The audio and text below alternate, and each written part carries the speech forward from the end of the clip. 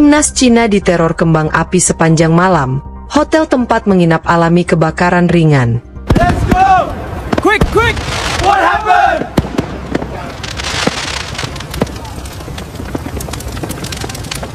Pas begitu kita keluar, udah nyala apinya. Iya.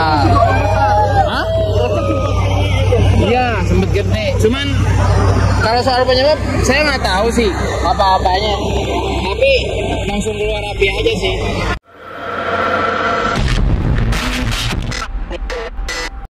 Timnas China diteror kembang api sepanjang malam. Hotel tempat menginap alami kebakaran ringan.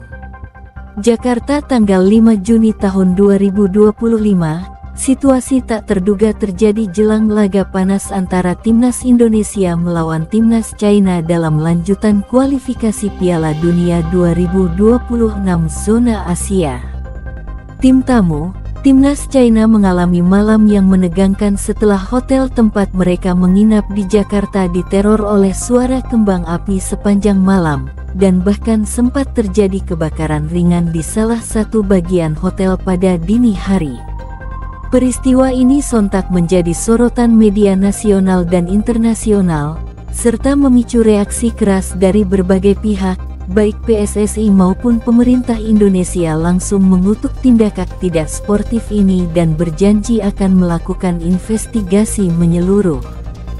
Kembang api meledak sepanjang malam.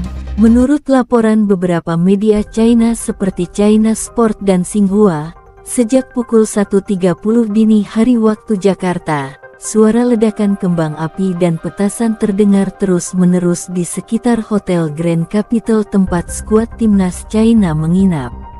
Sumber suara berasal dari area sekitar hotel dan berlangsung hampir 2 jam lamanya. Beberapa video amatir yang beredar di media sosial menunjukkan suasana malam yang bising dan mencekam, dengan kilatan cahaya merah dan hijau menyala di langit malam. Dalam salah satu video terlihat 2 petugas keamanan hotel tampak panik mencoba mengecek asal suara.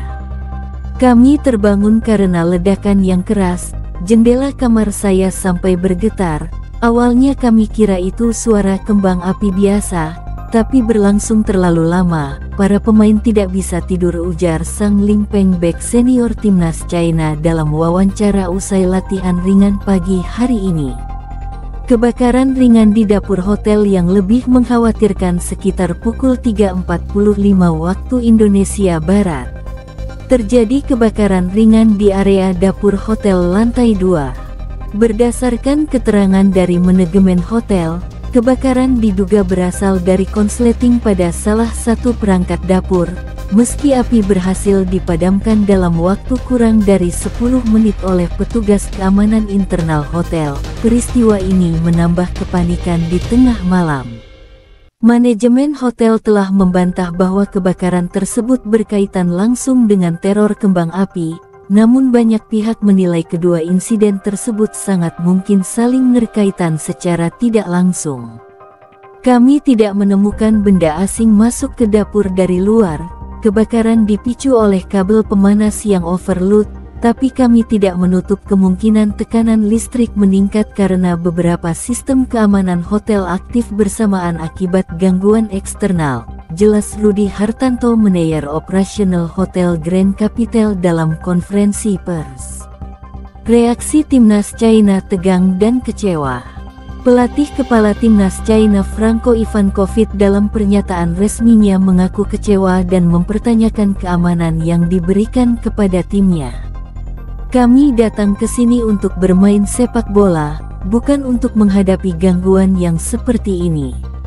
Para pemain tidak bisa istirahat dengan baik, ini tidak sesuai dengan semangat fair play," tegas Ivankov sambil menambahkan bahwa mereka tetap akan bermain sesuai jadwal, namun meminta perlindungan ekstra dari pihak keamanan.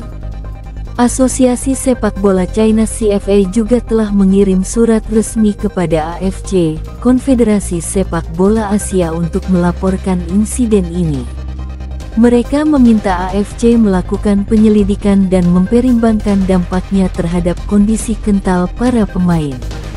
PSSI dan pemerintah Indonesia mengutuk keras aksi ini.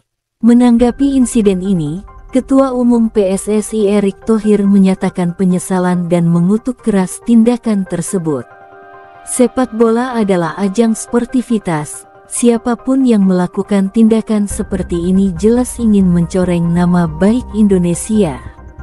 Kami akan bekerja sama dengan kepolisian untuk mengusut tuntas pelaku dan memastikan kejadian ini tidak terulang, ujar Erick dalam pernyataan tertulis. Menteri Pemuda dan Olahraga Dito Aryo Tejo pun turut angkat bicara.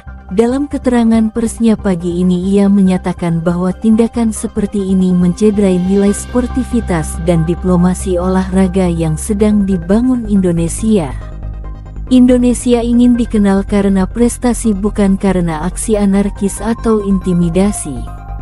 Saya minta seluruh supporter untuk bijak dan menjaga nama baik negara, kata Dito. Polisi periksa CCTV dan saksi. Polda Metro Jaya langsung mengerahkan tim investigasi ke lokasi kejadian sejak pagi. Polisi telah mengamankan rekaman CCTV dari area sekitar hotel dan memeriksa sejumlah saksi termasuk petugas keamanan hotel serta beberapa warga sekitar. Kami sudah mengidentifikasi 2 kendaraan yang diduga membawa pelaku pemasangan kembang api. Kami akan kejar sampai tuntas, ujar Kabid Humas Polda Metro Jaya Kombes Pol Endra Zulfan.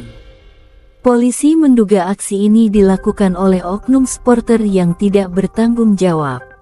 Namun mereka masih menyelidiki apakah aksi ini terkoordinasi atau hanya spontan.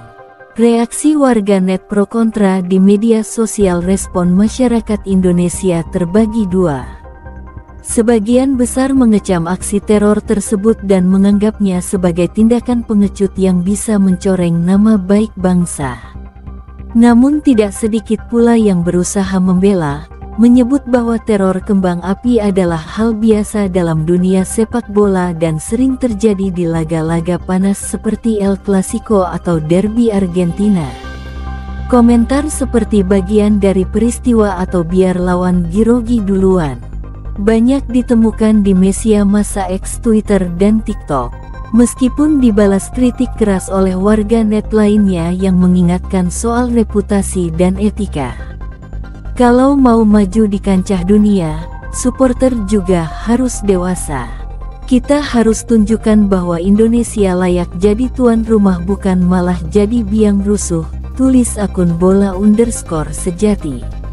AFC dan FIFA turun tangan karena insiden ini melibatkan timnas dari 2 negara anggota AFC dan berkaitan dengan kompetisi resmi FIFA. Pihak AFC telah menyatakan bahwa mereka sedang mengumpulkan laporan dari berbagai pihak. Sementara itu FIFA melalui perwakilannya di Asia Tenggara menyatakan sedang memantau situasi tersebut.